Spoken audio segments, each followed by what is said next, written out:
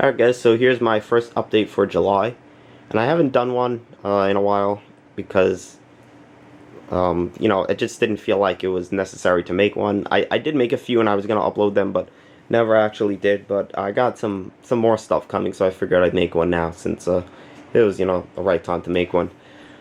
Anyway, I don't really show this over here because it never really changes too much. I did customize one model, but to go real quick over here, here's the LR1300.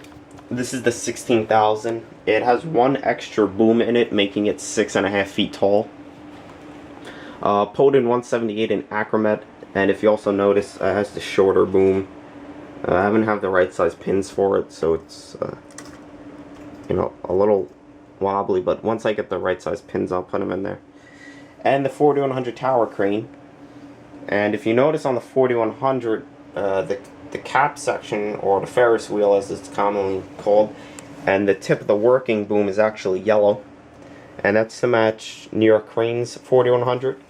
Some other companies do it like that, but New York Crane is a local crane company over here, and I thought it'd be cool to match that, and also have the other section of the Poden on the hook.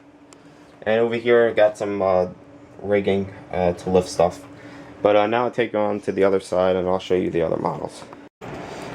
So another thing I get asked is where's the 18,000, and it's simply right next to this shelf right here. I used to keep it on the other side where the tower crane and everything else was, but I don't have it there right now, and I have a lot of jib on it. And there's some more rigging. Top shelf actually changed a fair amount. I put the 5080 up here. I don't know why, I just felt like it didn't fit in on the other side. But the 5080 is up there, and it also has the metal tracks now.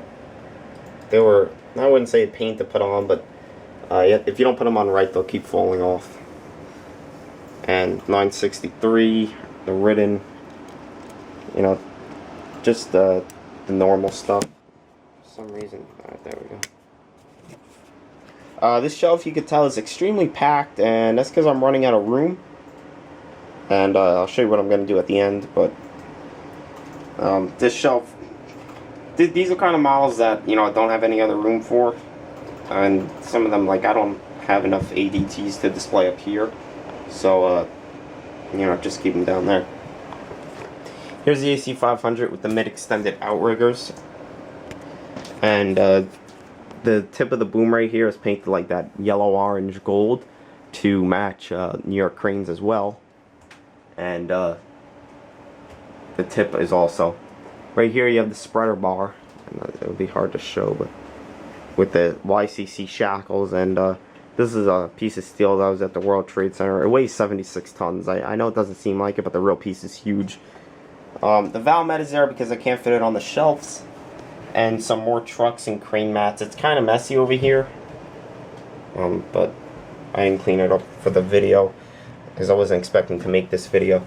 There's the DG Equipment 379 with the Nelson ramp and fermentation tank, the 16,000, and here's a new model, a new scale that my brother bought.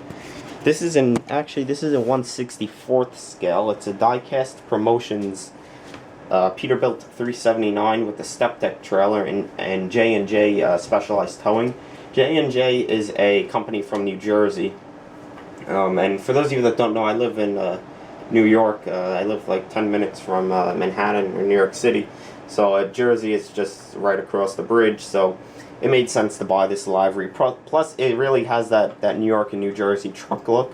I know that kind of sounds crazy, but a lot of the truck guys out there will agree that a lot of the trucks from New York and New Jersey, especially the garbage trucks, really have that really unique look to them. So I also have another one coming tomorrow, and FJ Conforti, which is Frank Conforti. Here's the LTM 11200, and the last update I actually just said here's the 11200 because I didn't realize that I didn't show it in an update before. I thought I had because I made so many of those videos, but then I kept getting new stuff. But here's the 11200. I finally bought one. If you haven't seen the reviews, check them out. I have one last part of the review, which is the luffer to put up. I usually space them out a week so people could see them. It really is an insane model. looking at the pictures online doesn't really show you how nice it is. But then you get it in your hands and you really see that it's crazy. I'm glad that I got it in yellow. I know I always, I guess, trash talk the yellow, but the yellow is actually really nice now. And I also have the luffing jib for it. So that makes it a lot better. To be honest, I really wouldn't like the model if it wasn't for the luffer. And I think that's mainly because it's just so big without the luffer. And by big, I mean tall. But really nice model. Over here, matte granite with a Libre dozer on it. Finally have a use for the dozer. SPMTs. More specialized transport trailers and some flatbeds at 335 with some LTM 11200 parts. CCM Cat 390, Menzie Muck 924, and if you notice that cup of paint in the background and paintbrush, I painted the rivets on the tracks in the 924 and also the inside of the pads, but I only painted them so you have to roll them into position to see, because it'll probably take days to do that. And then I also painted the pins for the bucket. And it actually, I know it doesn't look like much, but it does look a lot better. Volvo EC460, link belt 800, and here's what I mean by the inside of the pads. You can see that there's still a metal showing. I'm probably going to go out tomorrow and get the black paint for these pads, because it doesn't look like much, but when you actually do paint them, I'm sure it'll look a lot better. Here is another new one. It is the Cat 365 CL. Like I said, I mean actually 365 BL. I don't know how I got that wrong. But it's one that I had to add to make my Cat Excavator collection. So I finally got one, and I only got one because I was able to buy these metal tracks for them. And if I wasn't able to buy the metal tracks, probably would have never bought the model because of the rubber tracks. But really cool model. And I've owned plenty of them before, so it's really nothing special. But it's still nice to have in the Excavator collection. Here's the Case 240 Long Reach and CCM 385. These are the paintbrushes that I use to paint the inside of the tracks. I'm sure many people don't even know what these are. I used to use these when I made custom models for glue and paint. And they're just these little micro paintbrushes that work very well, because you really could just get right in there. This shelf over here, you know, Hitachi 1000s, LTR 1100, I have to fix that track. 555, 4115, 944, BG40. Just some mobile cranes, some loads. I have my 11200 parts up here. Really nothing crazy around over here. I have the matte granites up here now because they were taking up too much space on the shelf. PC 200 is up here. I usually display that, loading that. 335s. I now have the gray one. I also got that after the last update. Oshkosh mixers and other trucks. And one thing I'm very excited to show you guys are these Cat, I guess, memorabilia cards that I got, or collector cards. I wouldn't call them playing cards because you really can't do anything with them, but they're these Cat cards that I got, and they're basically, I got the holders for them, and they're just these cards, and they show these machines, but for some reason I really like these 1990 machines, like the F-Series loaders and like the B-Series excavators. I don't know why. Maybe it's because I was born in the 90s. But I really like these machines, like the H-Series dozers and whatnot. So I bought these cards mainly to display up here. And I have them in these holders, and I just hung the holders up here. But if you look at it from far away, it actually looks really, I really like the look of them up there. It's hard to tell what they are from the camera, but in person, you know, they seem a lot bigger.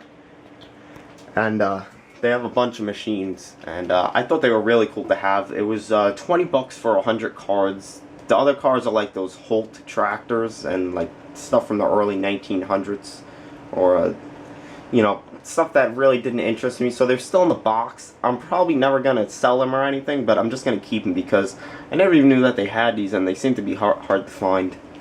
And these are probably some of my favorite new additions, because I realize that they aren't much, but they're just, you know, they're really cool to have, and they look good up there on the video, so that's why I added them up there. I wish I could put the other ones up there, but I don't feel like blocking the view of those models, so I didn't put them up there. But I did order 2 new models, and one of them was extremely expensive, and I say that because it was just an excavator, and I'll show you the price tag on it.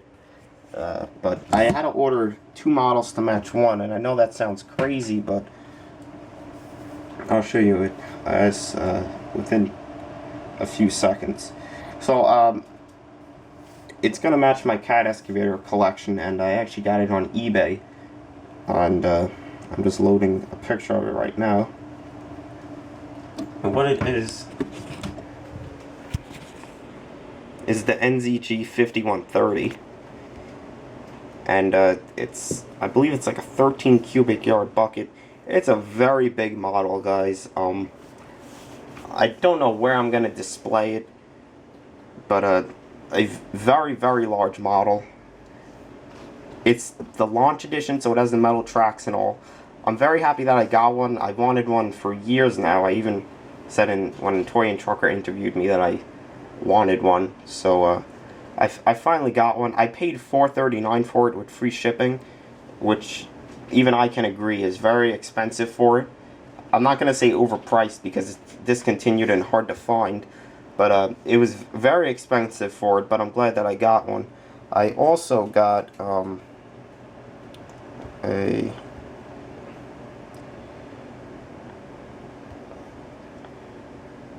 Triple-7 to match it, to display it loading, because I really wouldn't just display that model by itself. So I bought this 777 for 45 bucks with free shipping. I thought it was a good deal, so that's why I got it. And both of these should be coming by the end of the week. I'm actually really excited to get them both. But the problem comes into play when I don't have no place to display them, because I figure it's about double the size of the 390 or the 385 plus the 777. So I'm gonna have a little issue with display, and that's why I'm probably gonna add a shelf, you know, right near my tower crane and my 16,000 and 4100.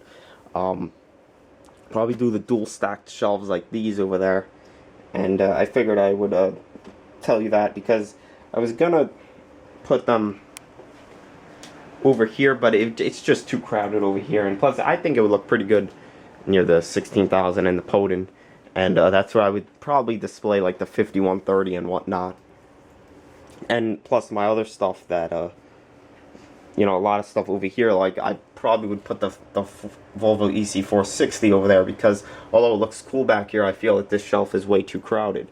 But this is a well-needed update. Hope you guys enjoyed it, and look forward to those models. I also, before I end this video, I also will be getting probably the 769 by CCM for the 5080.